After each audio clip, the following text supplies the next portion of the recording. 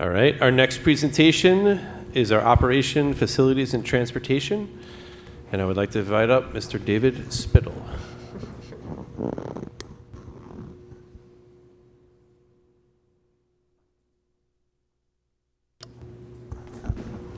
Do you want to use Natalie's slides?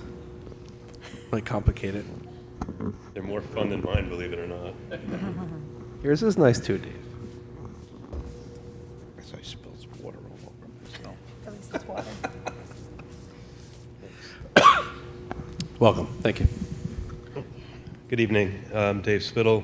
I'm here to talk about the budget for 2024-25 for facilities and transportation. The presentation in the fall is always more exciting. I get to show pictures of the beautiful facility with the students using all of the new great aspects of our campus. This is not as much fun, but this is more important. So first, tonight I'm going to talk about transportation. Here is the list of our transportation team as of now. We have support staff of 3, and then we have drivers and monitors to make up the rest of the 21.2 FTE. The contract bus company that we use, we have a hybrid system, for those of you who don't know, where we have our own internal staff delivering our students to and from school, and then we also have a contract bus company, which is right now Orange County Transit. Jamie Viveros is a dispatcher, and we work very closely with her, and she's got about 40 drivers and 8 monitors there. We do about 9,000 runs a year, just so you know. This is the historical transportation staffing. You can see it was very consistent 2019 through 2023, where we had internally, this is Putnam Valley staff, 18 FTEs, 10 drivers, 5 monitors, and 3 support staff. That would be the mechanic, dispatcher, and head bus driver. So why I was so grim in the fall about our transportation up here was that there was a nationwide shortage of bus drivers, and we were having very difficult time replacing retiring drivers that we had. So we were down to, in the fall, we were down to 5 drivers, 5 monitors, and 3 support staff. So, you know, why that is so, well, I'm going to talk about recruitment success. So since then, we've had success. I was really worried about our transportation department in the fall when I talked to you folks last, and we decided, after thank you to the board for negotiating a better CSEA contract that made us more attractive for applicants from a pay standpoint. And so that we were able to, we had a meeting. It was Jill and Natalie, Jeannie DeNike, and Dana Lopez to really talk about how we're going to recruit, because even changing the CSEA contract and getting that ratified over the summer didn't suddenly open the floodgates for applicants. In fact, we had none. So I was really worried that without being able to hire, that the transportation department was just going to shrivel up and die here in Putnam Valley. So we had success, and we had a plan. We talked about, you know, the creative in the advertising and how to advertise for new applicants, and we hit a vein of really lovely people, and we got one particular driver hired who loved working for us so much that he had another 7 of his friends who he worked with come and apply. So wow. It was a success, and we were able to hire 8 drivers, 6 full-time and then 2 at 0.6. So that's how we got up to the 21.2 the 21.2 FTEs, 12.2 drivers. They're actually whole people, but it's 12.2 drivers, now 6 monitors, and 3 support staff. So usually when we're talking about increased staff here, I used to sit on the board, we're like, oh no, that's more money for us. But really, this was a huge benefit to the district. This is what it looked like back in the fall. This is just a snapshot of what I look at when I look at the routing for our district. There's morning runs, there's midday runs that sometimes include field trips, and then there's after school runs, which also include sports, and then taking care of the students that stay after for activities and sports and all that. In this graph, if you can look at it, the ones in gray were accomplished by Orange County Transit, and the ones in yellow were by our team. And our team at that point had 5 drivers, and we were able to accomplish 12 daily runs. And the way we were able to do that is we had Mike, our head bus driver, Sarah, and our mechanic all out on the road doing runs, because every run we gave up to Orange County, I knew had a tremendous negative impact on our budget. So this is what it looks like. This is what I have planned for March, where we have taken a lot of runs back. We went from 35 runs to Orange County down to 25 daily runs. And so now we're able to do 22 ourselves, plus field trips. We're in the middle of the day, and Orange County will still do most of our sports runs. Why or how did hiring new drivers help Putnam Valley? Overhead utilization. In my previous life, I was in business, and it was pretty obvious, even to anyone looking at a business, that if you have 5 drivers and an overhead that included 17 vehicles, a mechanic, and a dispatcher, and a head bus driver, that was an unsustainable situation. Our cost per run, which I look at closely, had skyrocketed to the point where it was above what the Orange County was charging. So it was an unsustainable situation. And if we were unable to hire, I think that would have been a recommendation to not continue to do these ourselves. Here's what. And like I stated, we maximize our fleet capacity, owning 17 vehicles, 2 or 3 of which are usually out of commission, whether it's for DOT inspections or repairs. That includes 3 large. I'll get into our vehicles more later, but that's what it includes. But with these new hires, I'm also able to get Mike and Sarah in the office more to manage the staff and to answer the phones and plan and hire and do all the stuff that they do. And they are now more available for field trips, so we don't have to pay Orange County for a field trip, and unscheduled runs, which happen every day. And for substitutes, when a bus driver is out sick, now they can fill in. And again, customer service to improve our service. I will stop here to say that they, Mike and Sarah particularly, and Ryan, our mechanic, really stepped up and did an amazing job of getting us through what I saw as a crisis in our transportation department. And our service, I don't think, diminished in any way while they were out on the road and dealing with this. So hats off to them. More importantly for a budget presentation is that this move saved a ton of money. I spent a lot of time geeking out over spreadsheets and what the financial forecasting looks like in our transportation department. And my analysis has this move, besides improving our service and getting those folks inside, saved about $300,000 a year to the district, because we were able to do about 1.7 runs per driver, whereas when we hire Orange County, they do 1 run for a drive. They charge for 1 run. So we were able to take those afternoon runs and midday runs and accomplish those with an 8-hour driver who could do to and from school, do something in the midday, and then after. So we combined those and took those runs back from Orange County. And they were not that unhappy about it because they were struggling with the same driver shortage as we. So they did complain every time we asked for a new run.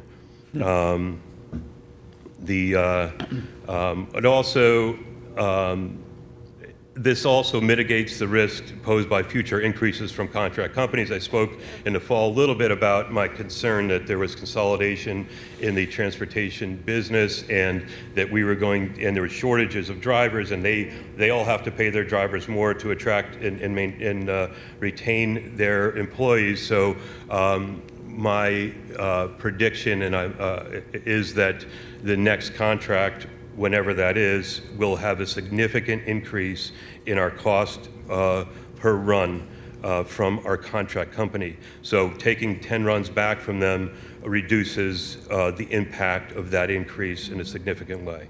David, back in the day, and it goes way back, the district did all the runs self-contained. There was no contracting out. Do you think we'll ever go back to that type of formulation?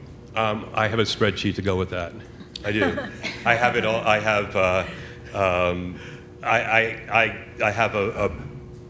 I have an analysis of what that would look like from a financial standpoint. There are some caveats to that. We are out of opportunities for 8-hour drivers with benefits to save us money. Right. So if we could hire drivers for to and from school at a part-time at 5.5 hours to accomplish basically what Orange County does now, and be non-benefit people, get retired folks and that, like Orange County hires, then we could do that. It would be a ton of work for me, Sam. I understand. Okay. I was just asking. So, but yeah, I do have an analysis of that. We could look at it. I think it would be important to look at that when we go out to bid for our next contract or go out for an RFP, because then we'll know, what the impact of that RFP or that bid looks like compared to what we can do internally, and we can look at that more closely at a further date. I have a spreadsheet handy. Thank you, David. So All right. a quick analysis of that was, right, there was a point in time in which it was more expensive for us to hire our own drivers, pay them their contractual rate along with the benefit package that we offer. And that's when contracted bus services started coming in. That was a far cheaper alternative. I think what Dave just pointed out is we realized that there was an opportunity for some efficiencies where essentially with one driver with benefits could replace 2 routes, right, an average of 1.7. So that was immediate savings to the district. So what we've done with the hiring frenzy we've gone on, we've maximized those efficiencies, right? Any efficiency where we can cancel 2 service runs and replace it with 1 driver has offered us instant savings. But we're sort of at a tipping point now where it's not, if we're just trading our driver for theirs, we're not saving any money because of the benefits. Yeah. But to Dave's point, we're now we're being forced to go out to bid for a new bus company.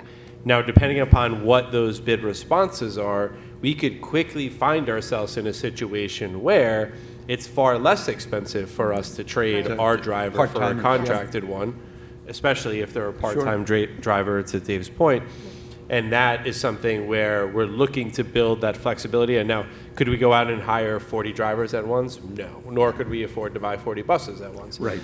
But we want to know that we have that flexibility where over the next 3, 5, 10 years, if it's going to be cost effective for us to do so, we could continue to build our personnel, build our team, build our fleet, and rely less on those contracted bus services where we have no control over what the escalation of costs are for them.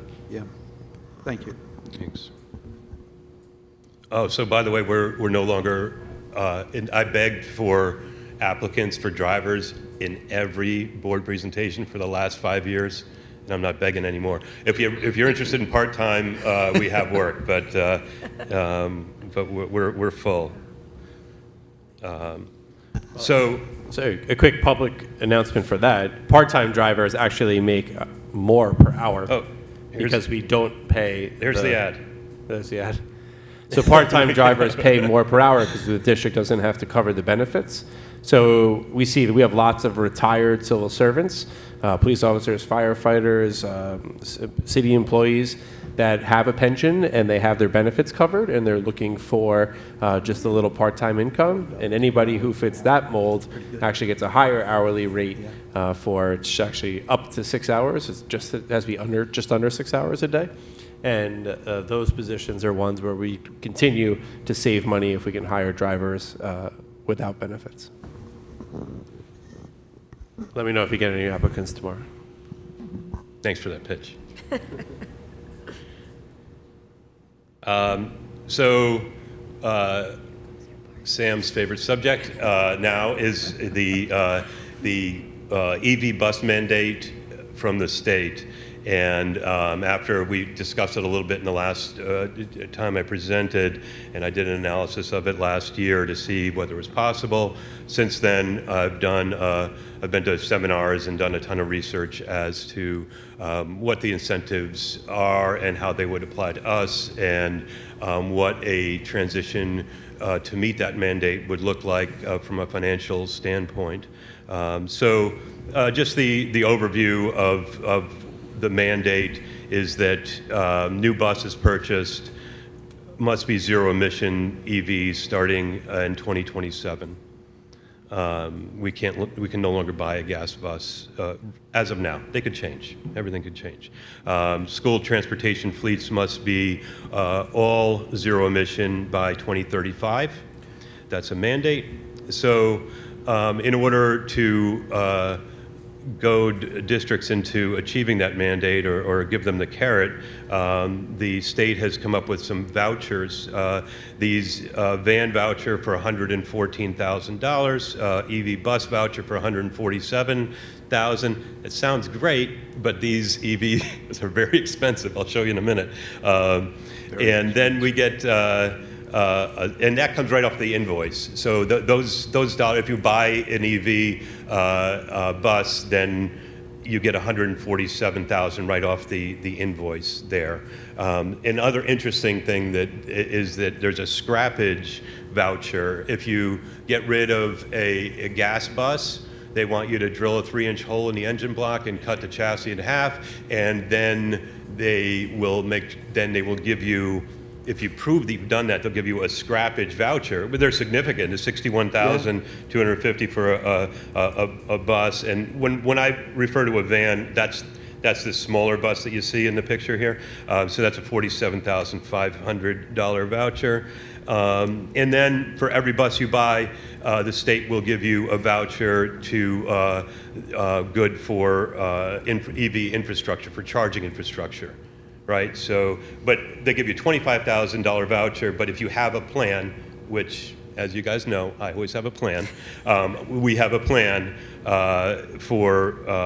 if you have a plan in place for a transition to EVs, you get a $56,000 voucher towards charging. The 6 vehicle per year maximum is not really a big issue for us. But if you can imagine, if you had a fleet of 100 buses and you could only get these vouchers for 6 a year and you have to get it done in 10 years, you're about exactly 40 short, and you have to pay the full freight on 40 buses. For us, we don't have 40 buses. We have 14 that are in these categories. David, what's the stick that the state is holding over us if we don't follow this? I mean, what will they do? I don't know. Shut us down? Deny money to us? I mean, but I don't know.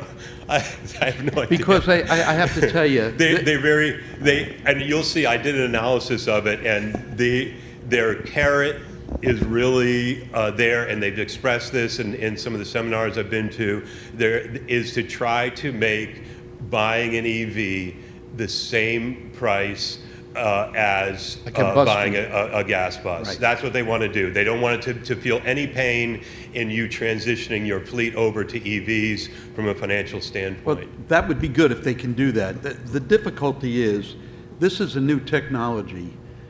we had that cold spell just a couple of weeks ago where temperatures never got above 30 degrees for 3 or 4 days.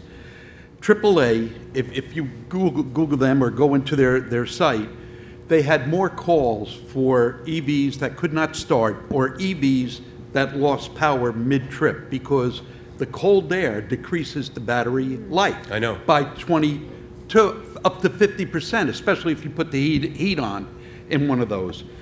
Likewise, the lithium battery, so many car corporations right now are investigating hydrogen as a fuel and the sodium battery to replace the lithium because the lithium is so dangerous to the environment. So I think you'll see in my plan here that we are going to plan to meet the state mandate, but do it in the most conservative way possible. If you can, like one every 2 years. Well, no, you'll see. I have it. I have a spreadsheet for this.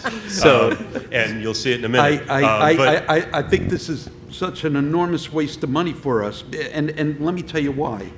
It is a new technology. They're refining it constantly. Right. The lithium battery is going to go to the way of the Stone Age. It will be replaced by the sodium, which they're ready to put on the market in 3 years, which is much safer, less damage to the environment. You got to look at one of these lithium mines.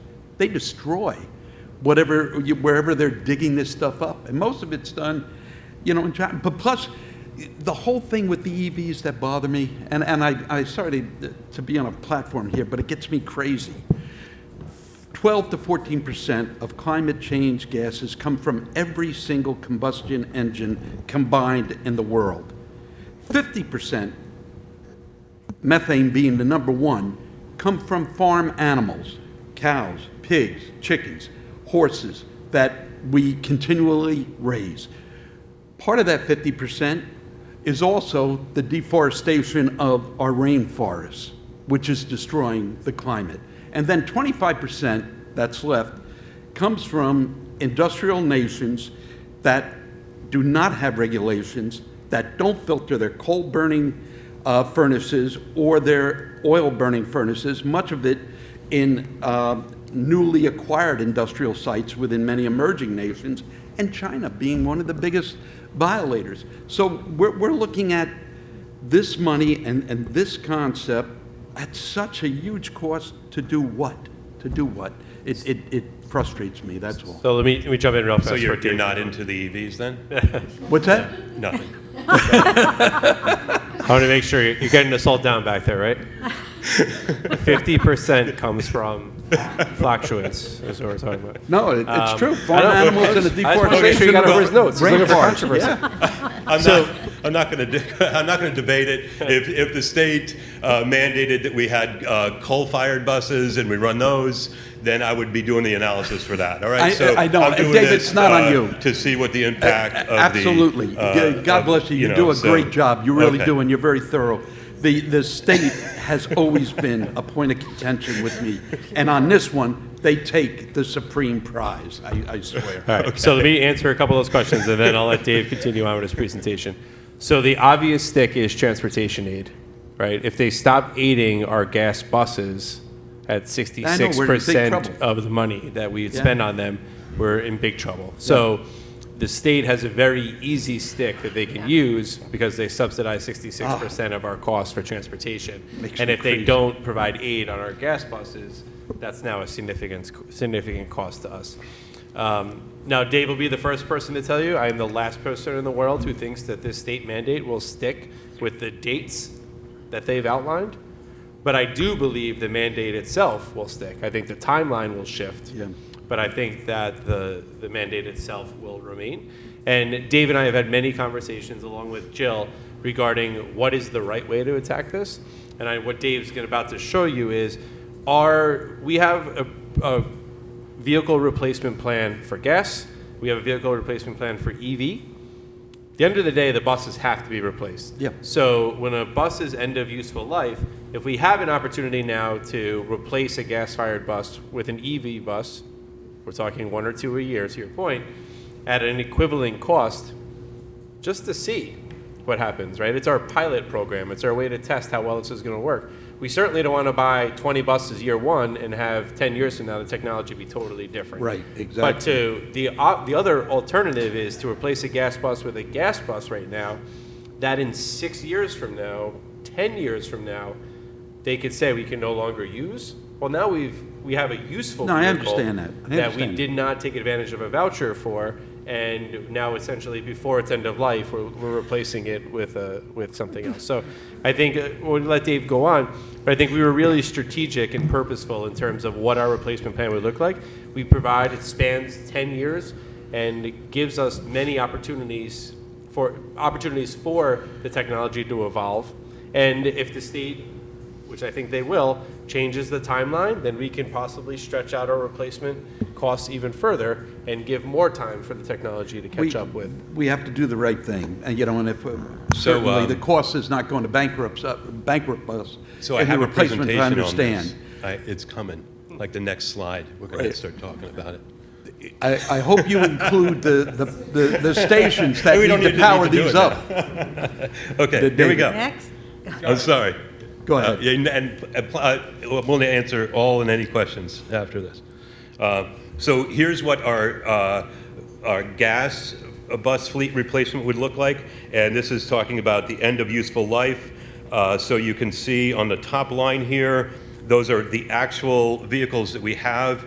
In 2025, there's a 2007 van, it's number 62, another 2007 van. You can see these are 18 years old by then, 19 years old, the third one in 2026.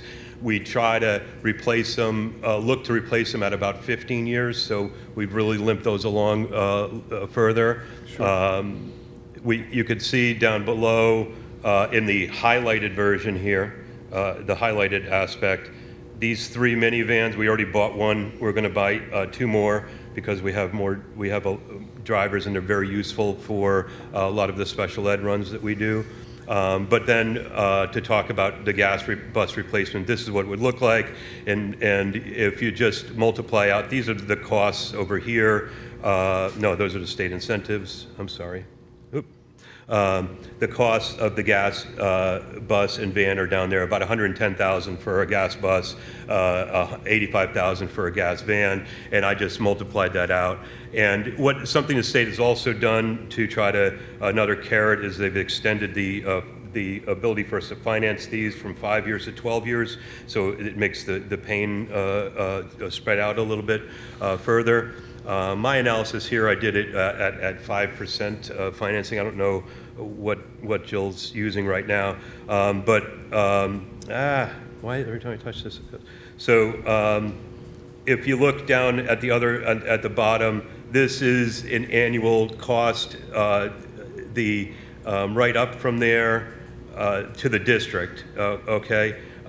This is additional cost to what we're financing now. You can see towards the end, towards 2035 on the top, I have to get that last 2023 bus replaced.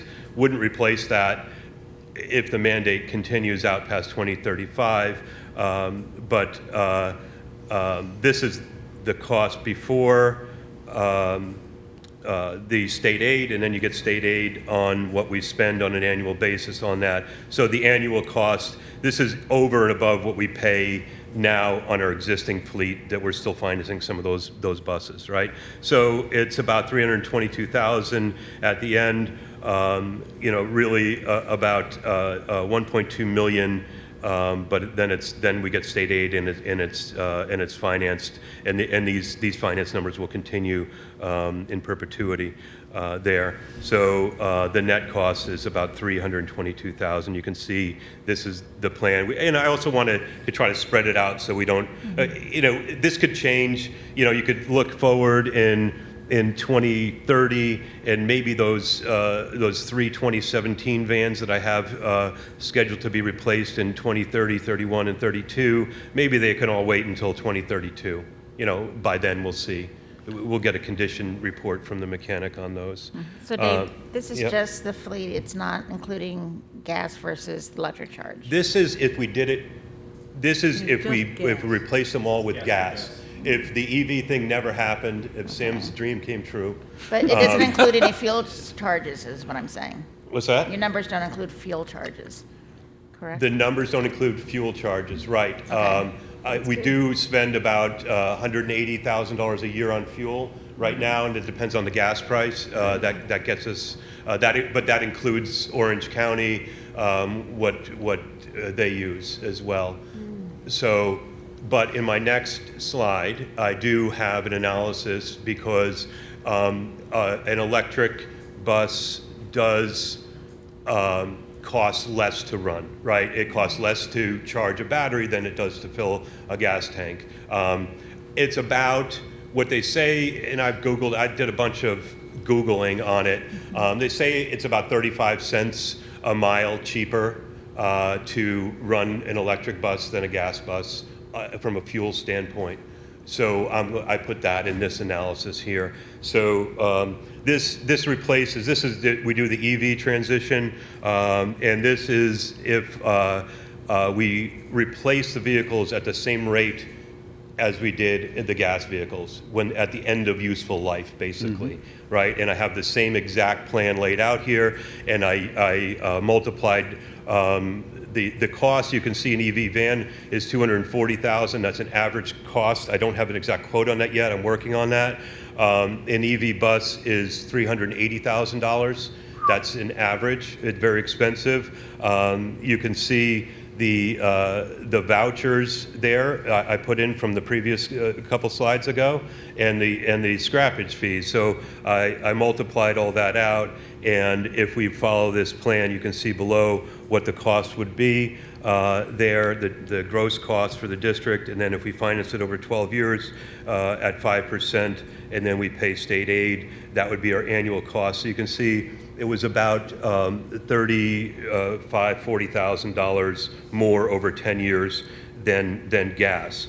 But that doesn't include the savings from driving an electric bus. So down below, I put the savings at 25 cents a mile. I thought that was conservative because everybody says it's about 35 cents, so I did 25 to be conservative here. And then as we place these out in the field, every vehicle we run averages about 15,500 miles a year. So I put that into a formula here, multiplied it times the 25 cents savings per mile by using electric rather than gas, and that saves us over this, in this plan, would save us about $329,000 in gas over that stretch.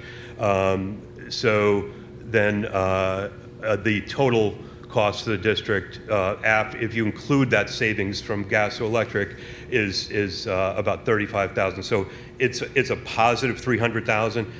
Honestly, that's not a ton over. And this is my analysis based on the numbers I just told you. I'm glad to take some critique of these numbers. Happy to look at them with you, Sam, if you're interested. But also then on the bottom, I put this charging infrastructure voucher. This money would have to, in addition to this money would have to go to. We don't just get a check for this, would have to be invested in charging infrastructure. But if we ran this plan and the state maintains these incentives over this 10-year stretch, which I would imagine they would, but they might expire. They say right now they're good until 2027. Then we get an additional $672,000 to invest in charging. If we're just charging our buses, we have plenty of Jews coming to the campus to do that because we're just 14 vehicles. As you can see, it's not that big a deal here. And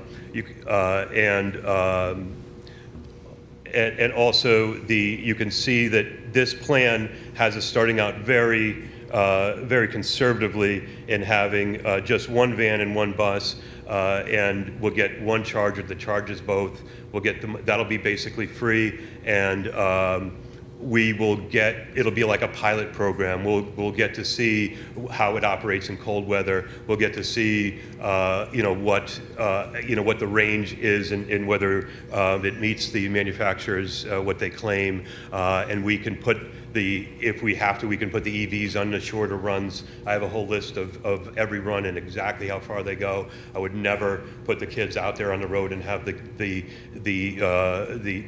EV run out of gas charge. It's not going to happen. So this gives us a look at how they operate. It gives us 10 years. In 10 years' time, who knows what it's going to be? We might be biofuel or something. Who knows? Right. I don't know. You don't know. But this is a very conservative plan. It won't. It's very similar to what a gas bus deal would be, and so I think it's feasible for us. If we had 100 buses, not so much. But we only have 14. Now, I don't think we do have the juice on the campus at the elementary school. I know we don't, because we had it analyzed to charge the big buses as well. All of the buses that Orange County uses right now, in addition to ours. So that would require a heavy-duty infrastructure investment, and that's something I'm concerned about. But that doesn't need to be done until 2035 as of now. So we have 10 years to figure that out. So I'm not really stressed about that right now. I think we can do this plan, and I think we can do it in a cost-effective way and a very conservative approach to it. No, I have the most faith in you, David. I've known you for many, many years, as you well know. And if anybody can pull this off, it's you. Thanks. My great fear, because the state vacillates so much, is the vouchers themselves. How much of that will be available when we start moving forward on this?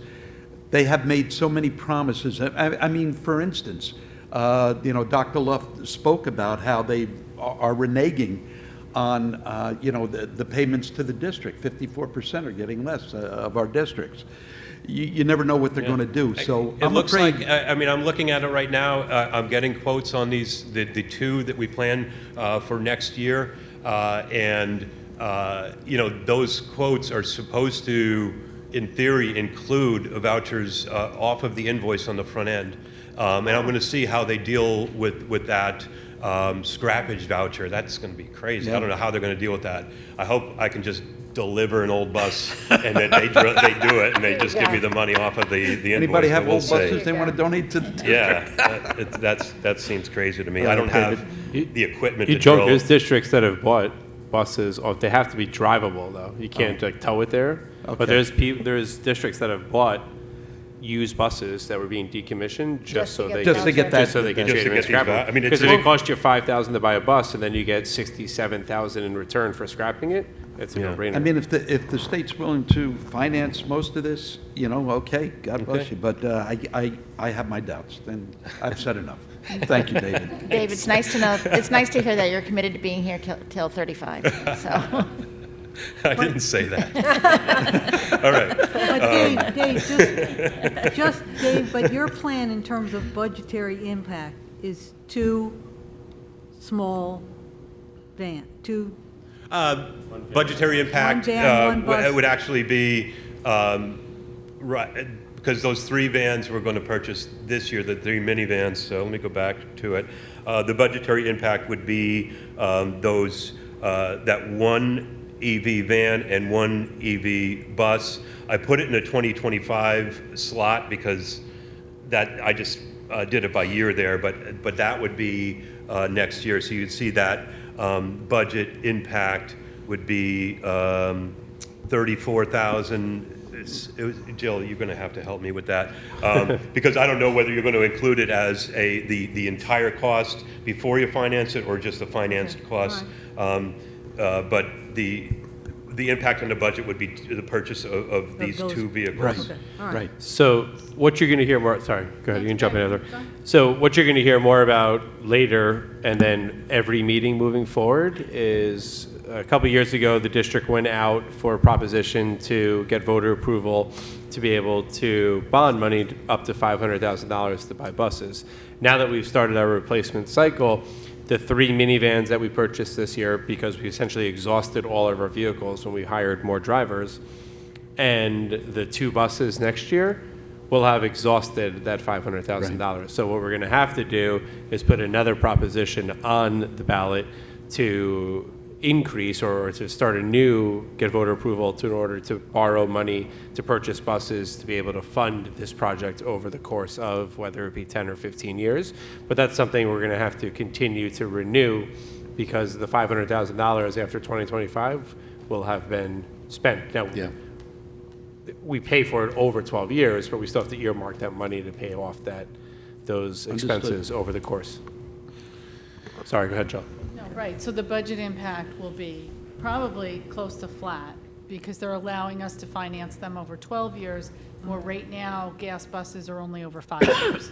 5 years. Got you. So that's how they're working it out. Okay, Good. all right, Yeah, Thank so you. I don't see any significant Real change. impact. okay. Yeah, Yeah. good. Okay, so to the operations team, this is my crew that does all the work around here, and I'll explain that in a minute. So historically, my staffing in the operations team has been 19.6 FTEs in 1920, 2021, and so on. Since I've been here. So this coming year, we have it down to 19 flat. And I will say here that's 100% because we have a senior office assistant, Val Mansfield, who is incredibly efficient and effective, and she kills it for us. So we were able to, Jean used to help her in the operations office, and Jean got bored because Val was doing everything. So now Jean is doing other things at the district office, so that 0.6 savings is thanks to Val. And here is the crew. I'm not going to, I can't pronounce some of these names anyway, so I'm not going to.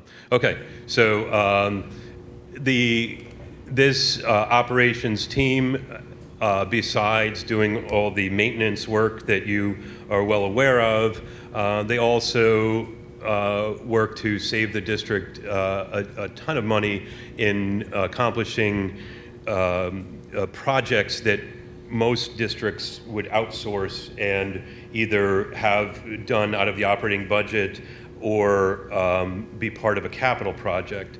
The carbon filtration system, the renovation of the modular building outside the elementary school, the irrigation system last summer, the HVAC work. We have an in-house HVAC guy right now. It saves us hundreds of thousands of dollars, all the work he does for us. Alarm system work, our team works with Mike Lee's team, Matt Brady and them, and to do, and Dan. To do a lot of the work, that would also generally be outsourced. The wellness trail was built and maintained by them. The bathrooms in the elementary school, we did have them on the capital projects list to get that done. We did most of the work ourselves. All we had to do is get a flooring company in to do the floors in the bathrooms, and we were able to we did a pilot program of 2 of the 27 bathrooms in the elementary school and got them done for about $6,000 using our staff and a flooring guy, and the budget from the architects, if we did this in a capital project, was going to be more like $30,000 a bathroom. So anyway, so that's classroom renovations. This happens all the time. We do that, build some basic walls and that, in office renovations. So this is work that these guys do, and it's not a big staff. And so they save us a ton of money in that regard. Something else that they do is, I always have a hard time articulating this, and like, oh yeah, the place looks great. They clean the floors and they empty garbage. Well, I know it's because they do everything to support all of the programs for, including this Board of Education meeting here. They set up for it. They will take it down, right? We put on 1,000 shows a year between sports and events and performances and all that. So athletic events, concerts, performances, community events, fundraisers, Board of Education meetings, graduations, supporting the clubs and summer programs. This is what the staff, whether cleaners and custodians, really, that's what they do, and they do cleaning and maintaining on the side, really. Honestly, they spend a lot of time doing that. So I just want to thank my team for making my life easy and doing this district proud. They're really a great group. We have a great culture of pride in the district, in the way we operate and the way our appearance here. Okay, so I should have had a header for that. The capital project, this presentation would have been extraordinarily long if I left that stuff in there. Dr. Luft made me take it all out today. So we're not going to talk about the capital project, but because it doesn't really relate as much as I tried to make it relate, but it didn't really relate to next year's budget. It relates to budgets out further. Right. So, but one thing that does relate to next year's budget is we're planning to take care of this. I've shown you these pictures before. That's our track. This is the turf is kind of falling apart. It's about 10 years old now, and it gets a ton of use. The fencing gets a lot of use, I guess. I don't know what they're doing there, but they destroy the fence all around the whole track.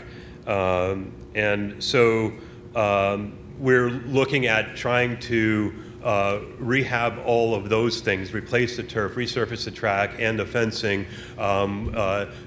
Jill and Jeremy are doing their magic with the operating budget to see if we can get that done next summer. Wow. Right. Impressive. And this is we're just starting the planning on it. It's a process, as you know, but this is kind of something the architects drew up, as you can see, new colors and that for the field and turf. So more to come on that, but that's going to be part of our financial planning for next year. So the obvious financial implications of being able to do that within our operating budget, we were already earmarking money to fund the larger facilities project, which will be presented to the board, or at least the recommendations from the facilities planning committee will be presented to the board in probably the next meeting. But the obvious savings here is if we don't go out to bond that money, then we're not paying the interest on that money. If we have money earmarked within our operating budget that was going to be used to offset the capital project, it makes sense to just sort of fund this piece up front. Sure. And not borrow the money and pay interest on it over the next 15 or 30 years, however long we have to do that for. So that's certainly our hope, is to be. It also allows us to start the work a year early, which breaks up the work. We're looking to do the parking lot in the long term, but it's hard to do a parking lot if vehicles are driving across it because they have to get to the field. So if we do the field, which is the furthest point, then it allows us to work our way back out of the campus in terms of the other upgrades, which would likely start with voter approval the summer of 2026. Yeah, and I think this is our most urgent need. Look at it close. It's not great down there. Yeah. Okay. My presentations would be nothing without history of Putnam Valley incorporated in the presentation. So I always do something here because this does affect our budget. So I was able to put this in here. So energy in how we operate, whether it's HVAC and electricity here. So a little history, the junior high school, it was called when I went there, it's now called a middle school. 1972 to 1998 was electric heat. 1998, they did a EPC there, energy performance contract, and put in geothermal there. They liked that so much, they put in geothermal at the high school when they built it here. And also in the junior high school and the middle school in 2019, we did a EPC that put solar on the roof over there and produced, and we did LED lighting, reduced our electric costs, and a building management system, which was a significant, helped us save save electricity as well. The high school started with the geothermal, the ground source system in 2000, and since then we've been on geothermal heating and cooling. So once again, I mentioned this before, but not many people know it because only about 20 people watch these presentations. But we have used no oil here since 1998 on this campus.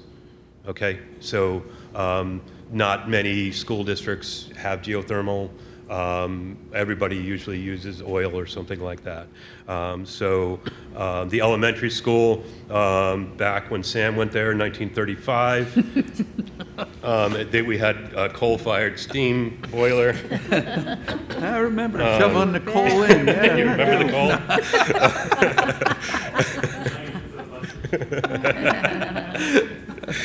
And then from 63 to 2018, we have oil burner heat, and we had no AC before this, but then we had some electric AC units in the windows.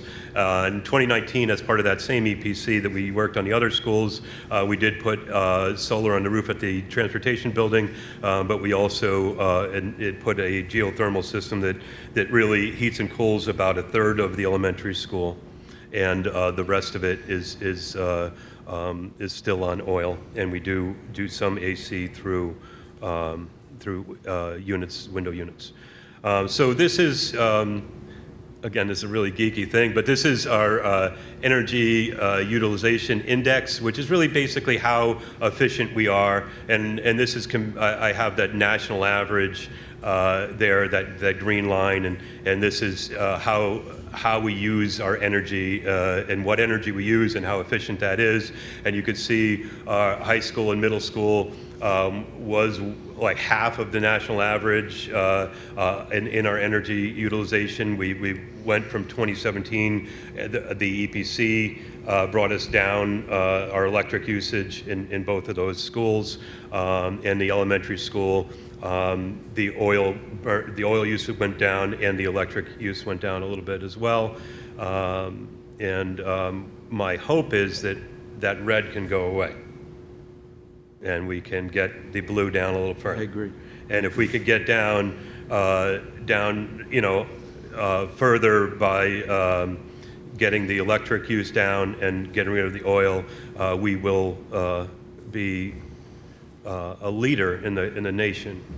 David, on for this. the Yep. public certification, the comparison between replacing the existing boiler that's at the elementary school or going geothermal with all the, the givebacks that I know the government will give us if we do geothermal, what would be the difference? Sam, this is what Jeremy made me take out of my presentation today. I had a whole thing that's about coming? this. That's coming? No, it's going to come next time when we talk about the capital project. Oh. Because it's just going to the be too much. geothermal wells are part of the proposed capital project and not part of next year's budget. That's what got. So hold on that's to the that cutting room question. floor.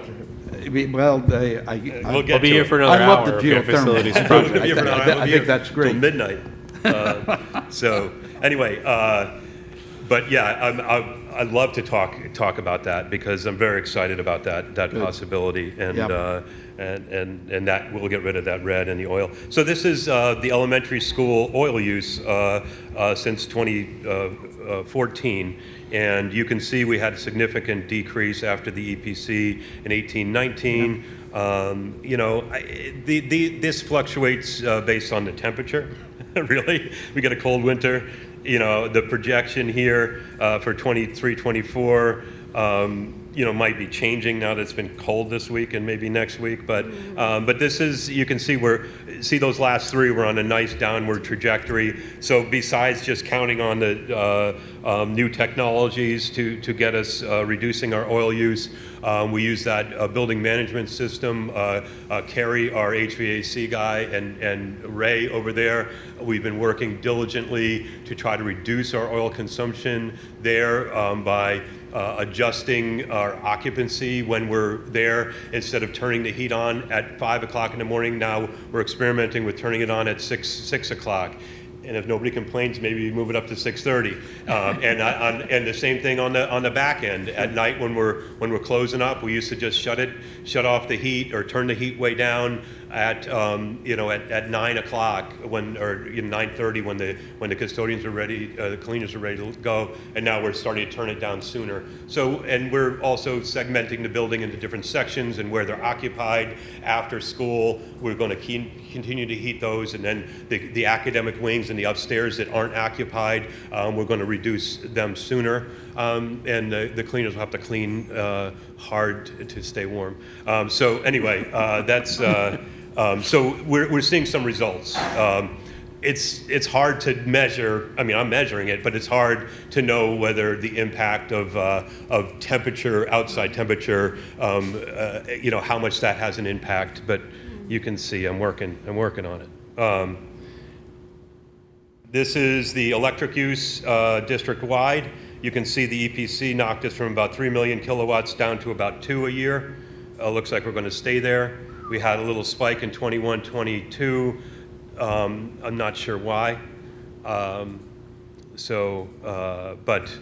We monitor this, and since the geothermal runs on electric, this is really our heat for this campus is all basically our cost is electricity to run our pumps and that.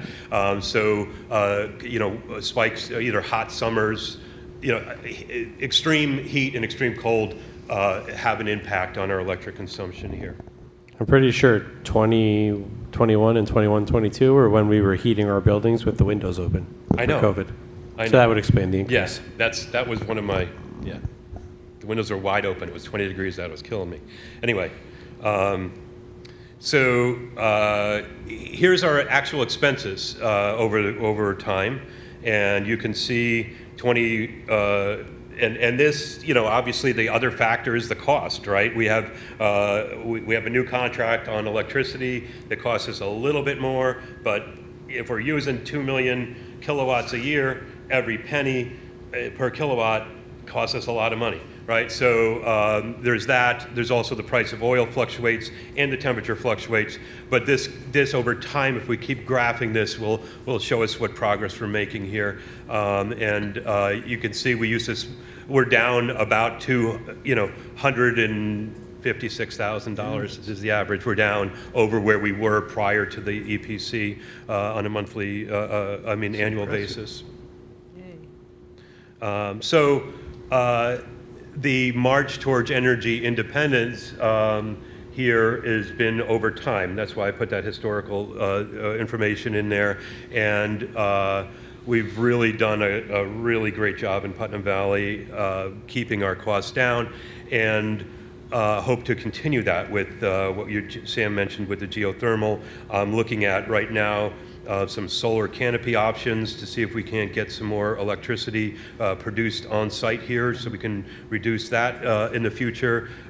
Working hard in investigating those and some of the incentives, federal and state, to see if we can get that done with zero cost to the taxpayer.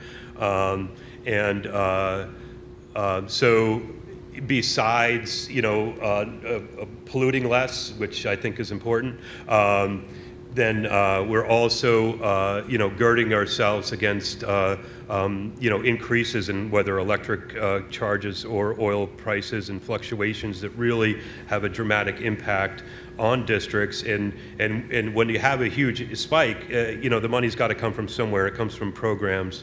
And, this is what drives me is saving money so that we can invest it in the students. So that's what we're doing. Questions? I love everything energy-wise, the geothermal, the solar panels, all that makes sense to me, 100%. Don't like the buses, but I already went over there. And David, you have done a superb job here. I mean that. Thank you. How many years you've been here now? 5.5. Yeah, in that short amount of time, I mean, the things that you've projected and the things that we're doing and going to do, it's just outstanding. You and your whole department, transportation and building and grounds, just phenomenal. Thank you. No, thank you. Thank you, David. I agree. Thanks. Thank you. Well done. So No more questions? Doesn't sound- I think you got questions along the way. That's what you get for getting a thorough presentation, right? You want more questions? Put it all out there. Well, I just like, I mean, I'll be really quick, but just look at this floor. It's February. it's And beautiful. it's still shiny. They do an amazing Yeah. job. The parking lots are great Without a after the doubt. snow. It just, Yeah. thank you for that. Yeah, Yeah, yeah. Yeah, I mean, this school looks like, I mean, it's 23 years old now, and it looks like, people come in here, it's like, what, is it built 5 years ago? No, they absolutely take care of it. It is. The elementary school, too. Yeah, Yeah. yeah, all the Oh, buildings. Yeah, Buildings. they Really always everywhere. look so Yeah. beautiful. Yeah. And I'm truly just in awe. There's very little time in my life when I don't know what to say. This is one of those times. I am really just in awe, from the transportation piece to the things that you're being tasked with to think about these EV vehicles, right? And making sure that we are prepared for that, and figuring out how to get our cost savings back, and having our guys and our amazing women in the district do these projects. Like, there's so many pieces to what you just said that are just so amazing, and it's really coming from the care that you really have for our district. And I think that's the piece that has me in awe, is just thank you so much for caring so much about our community and our kids. Thank you, Crystal. Appreciate it. I really do appreciate that very much. We all do. Thank you. David's been part of our district since he was a youngster, Just serving on the amazing. board and everything else, really. Just amazing. And So it's a thank wee you. Great lad. job. Thank you, Sorry, David. Jeremy. It's going to be hard to follow that up. Okay. But Sam has a long grasp. Hard to follow it up. Give it a Yeah, try. I'm gonna give it a shot. I do want to compliment Dave. Obviously, his leadership over what is in many ways multiple departments, right? Transportation, operations are two totally different departments that Dave oversees, both of them. And I do appreciate his foresight. I have sometimes been accused of being slightly cynical myself, maybe not as much as Sam. Dave at some point starts avoiding me because I typically plugging. don't All right. come to Dave with Look good it over. news. Like, hey, Dave, I got a compliment about our transportation department today. But Dave is willing to take any and all feedback, works very closely with all the members of his department to ensure that issues are immediately resolved, while still spending countless hours producing spreadsheets like I've never seen before. I think Jill and I get a new one every day. Sometimes he has to come over and explain to me what I'm looking at, but a tremendous amount of thought and effort that goes into not pushing us in one direction, but simply planning for what would happen if we move in that direction. So I do appreciate it. I sometimes get laughs at superintendents' meetings. Most of the people superintendents believe more like Sam. I question, am I the only one with a facilities and transportation director that drives an EV car? And then nobody else in the room says anything. So I do respect Dave's passion for solar and EV and everything sustainability. And I'm pushing hard to find some politician who really wants to take a photo op with us in front of what I think is the first 100% sustainable energy school district that we would become if we're able to find a little bit of money to offset the cost to get the elementary school all on geothermal. So we're that's gonna certainly call- part of our plan. I think we're going to brand it a zero-emission school Yeah. district, maybe the first, it will be the first one in the country, so we can get it done. That Let's is get it done. amazing. All right, thank you. Thank you, David. Thank you. Thank you. Very good.